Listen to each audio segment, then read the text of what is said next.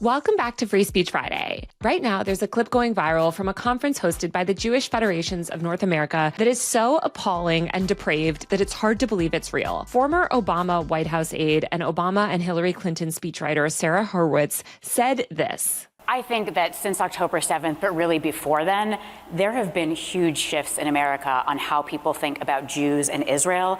And I think that is especially true of young people. So we are now wrestling with a new, generational divide here. And I think that's particularly true in that social media is now our source of media. And this, it used to be that the media you got in America was American media, and it was pretty mainstream. It generally didn't express extreme anti-Israel views. You had to go to a pretty weird bookstore to find global media and fringe media. But today, we have social media, which is a global medium, right? Its algorithms are shaped by billions of people worldwide who don't really love Jews.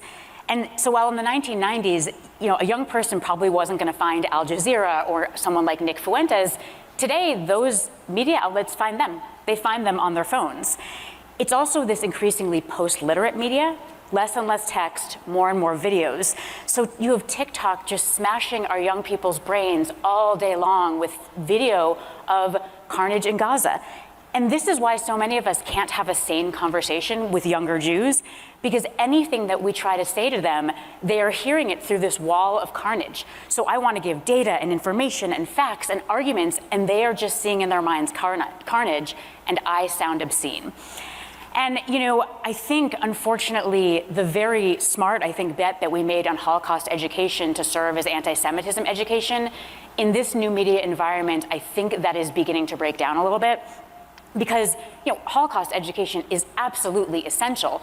But I think it may be confusing some of our young people about anti-Semitism because they learn about big, strong Nazis hurting weak, emaciated Jews. And they think, anti-Semitism is like anti-black racism, right? Powerful white people against powerless black people. So when on TikTok all day long they see powerful Israelis hurting weak, skinny Palestinians, it's not surprising that they think, I know, the lesson of the Holocaust is you fight Israel. You fight the big, powerful people hurting the weak people. Now, obviously, what she said is so appalling because she's more outraged at young people seeing the carnage in Gaza than she is about the carnage itself. And this idea that young people are taking the wrong lesson from Holocaust education is also really absurd. Holocaust education is so crucial in America, especially to prevent the atrocities that happened to Jewish people during the Holocaust from happening ever again to anyone, not just Jewish people, but anyone. Never again means never again for anyone. And a ton of other commentators have done a really good job breaking down the problems with what she said about Holocaust education. But I want to talk about a part of her quote that nobody is focusing on, and I don't think anybody is really talking about. And that is when she's talking about the media. So Hurwitz says, it used to be that the media you got in America was American media. It was pretty mainstream. It didn't express extreme anti-Israel views. You had to go to a pretty weird bookstore to find global media. But today we have social media, which is a global medium. And then she talks about kind of like how bad this is. And she says, they find this information on their phones and it's increasingly video instead of text. To me, this part of her comment was honestly just as, if not more, bone-chilling than the rest of the stuff that she said. Because I think, once again, we're really seeing the true motivation behind why there is such an aggressive effort to censor social media. You guys have to remember, if we zoom back 15 years ago, social media was correctly framed as liberatory. I write in my book, Extremely Online, about the rise of the blogosphere and bloggers and early social media pundits who really used the internet and this new global medium to challenge establishment power. Some of the most well-known bloggers became well-known by poking holes in the traditional media's manufacturing of consent for the Iraq war. They were these bloggers that were challenging these narratives of Iraq having weapons of mass destruction and really circumventing, the mainstream media's monopoly on the information ecosystem. Then if we move into the early 2010s, we saw the rise of Instagram and Twitter, especially. You had things like the Arab Spring, which of course the US was happy to frame as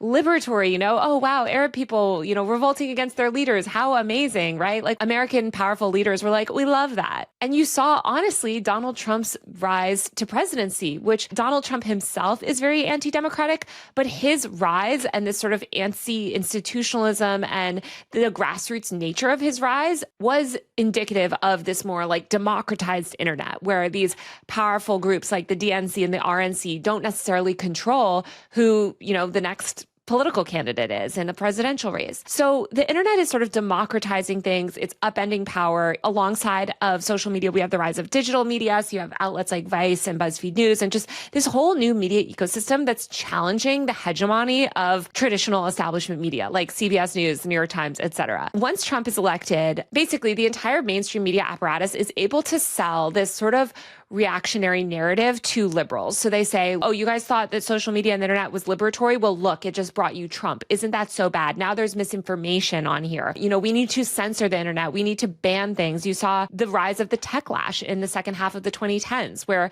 there was this sudden appetite to regulate tech and specifically to regulate the speech online. As I've talked about before, regulating speech online is actually not really regulating tech. I am all for meaningful tech regulation, but that's not what any of these laws do, right? They're not breaking up Facebook's monopoly power. They're not challenging Google's business model. In fact, they're just giving carte blanche basically to these companies to censor content online. Now, during Trump's first presidency, some of this didn't work out too terribly. These platforms began cracking down on speech a little bit. They began removing misinformation. And then, of course, we have the COVID pandemic, which hits in 2020, pushes everyone online and sort of exacerbates all these issues. And also, when you look at the rise of Trump's first presidency, 2016-ish to, 2020, you saw the internet being this liberatory force. You had major social justice movements organizing, the Black Lives Matter movement, Me Too, all of these ways where collective power on the internet was challenging institutional power. So Republicans were watching this and watching these social justice movements take hold. They also were leveraging the power of the internet to mainstream their MAGA movement. And Republicans just always have been very ahead of the game on the media environment. And so they just recognized the power of social media early and realized that to have ultimate control over the media landscape in America, you'd have to seize control of social media. So you've seen a lot of Republican efforts to do this. Of course, Republicans built their own alternative social media landscape with Truth Social, Rumble, right-wing streaming platforms, and things like that.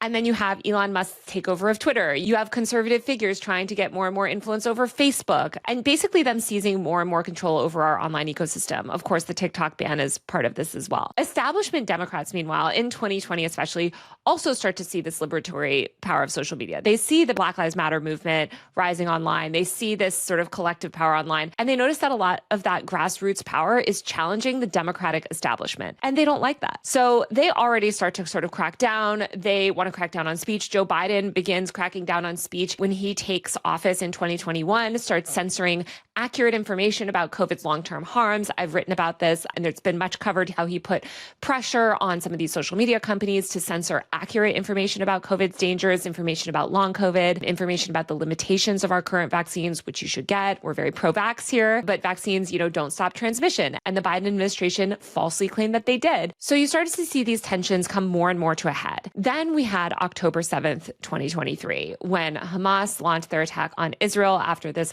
decades-long oppression of the Palestinian people. And very quickly, the Democrats and the Republicans became completely aligned on censoring the internet. And that is when you see all of these super aggressive laws start to come to fruition. And I just need you guys to understand censorship. They're never going to censor the internet and say, by the way, guys, we're taking control and we're censoring speech because we just want institutional people in power to have control over the whole media landscape. So you need to shut up. They're going to do it through moral panics. They're going to do it through manufacturing, controversies. We saw this with comic books. We've seen this with rap music. We've seen this with every sort of moral panic about tech and media throughout history. But in this case, it was this idea that the young people are getting brainwashed, right, by TikTok. You had Josh Hawley, a Republican, Mark Warner, a Democrat, Mike Gallagher, a Republican, people on both sides of the aisle essentially saying, we need to ban TikTok. There's all this anti-Israel speech on TikTok. Mitt Romney said, actually just last year, some wonder why there was such overwhelming support for the TikTok ban. If you look at the postings on TikTok, the number of mentions of Palestinians relative to other social media, it's overwhelmingly so TikTok broadcasts. So basically this idea that hey, suddenly young people are hearing directly from Palestinians about what's happening to them, that is challenging this mainstream media narrative. We in power used to have complete control over the media ecosystem. Now we can't basically brainwash people effectively, so we have to shut down social media. And of course, they started with TikTok. I think TikTok was the easiest one to kind of manufacture controversy around. It was also according to Pew Research, the one social media app where there were more liberal and left-leaning news influencers as opposed to conservative, the one social media app. So it was really easy to manufacture consent for this ban. But But then you see a lot of these politicians more broadly start talking about social media. So it's not enough to just ban TikTok and put it under Trump billionaire control and censor everything and appoint, a former IDF soldier as the person in charge of content moderation. You have representatives like Josh Gottheimer from New Jersey, a Democrat, saying using social media, Russia, Iran, and China have the ability to control what an entire generation of American children see and consume every day. And that's really what you're hearing from this Sarah Hurwitz woman as well on stage, to go back to the original quote. She's saying, it used to be that the media you got in America was American media, and it was pretty mainstream. It didn't express extreme anti-Israel views. You'd have to go to a weird bookstore. And this is the whole thing, right? Is the internet has broken the monopoly that people in power had over our media ecosystem. And you see them trying to claw this back. So you have, David Ellison trying to buy up Paramount and Warner Brothers and CBS, obviously, which he owns now, or Elon Musk, of course, seizing control of Twitter. But we still, thankfully, thanks to Section 230 and a lot of these other laws that are so crucial to protecting freedom on the internet, we still do have a somewhat democratic internet. We have a very monopolistic tech ecosystem, which, by the way, I'm in favor of regulating and breaking up. But we have a lot of really scary laws, especially in the States right now, aimed at censoring speech. This is why, actually, Benjamin Netanyahu himself said back in September in that meeting with influencers, weapons change over time. The most important ones are on social media. TikTok is number one. I hope that deal goes through because it's very important. And he described the TikTok deal as the most important purchase going on right now because basically he said, social media is the most powerful influence tool of our time. So what Sarah Hurwitz is saying, again, here publicly in this event, is that people are getting information that is not pre-approved by the government and people in power, and we have to shut that down. And I think it's just so crucial to point out these glimpses of, when these people sort of give up the game and say what their ultimate goal is or reveal their motivations, because they're saying it. You have senators saying it. You have people in power saying it. You have these influential figures saying it. I mean, Sarah Hurwitz was named by the Forward as, one of their 50 most influential Jewish Americans. These are people with real power and sway over our political system. And so when I heard that quote, and then I heard everybody sort of talking about the outrageousness of that quote without talking about the social media part, it really scared me because there is essentially no appetite on the left to engage with tech policy. You have Democrats and Republicans completely aligned with censoring the internet.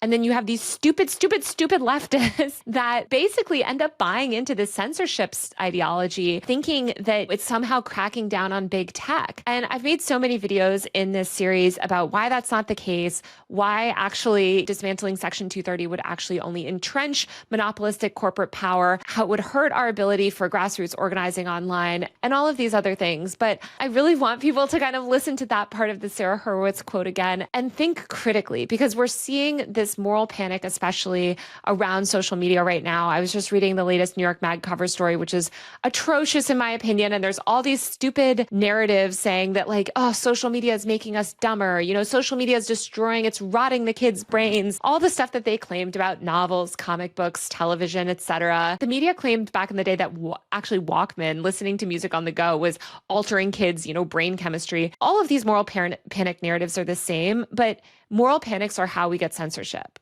Again, they're not going to come out and say, hey guys, the young people are too anti-Israel, so we need to censor all of social media. I mean, some of them do come out and say it. Again, the Sarah Hurwitz clip is a good example. But the main way people in power are able to push censorship legislation through is by villainizing these forms of media. So I guess I just ask everyone out there to please, please, please fight against identity verification, age verification online, fight to protect Section 230, fight against things like the Kids Online Safety Act, this horrible censorship bill, and just get involved in fighting for free speech online. I think that people on the left are starting to recognize the dangers of censorship when you look at, how downranked certain content gets. I imagine this video itself will become incredibly downranked in the algorithm. A lot of my videos are demonetized when I talk about this stuff.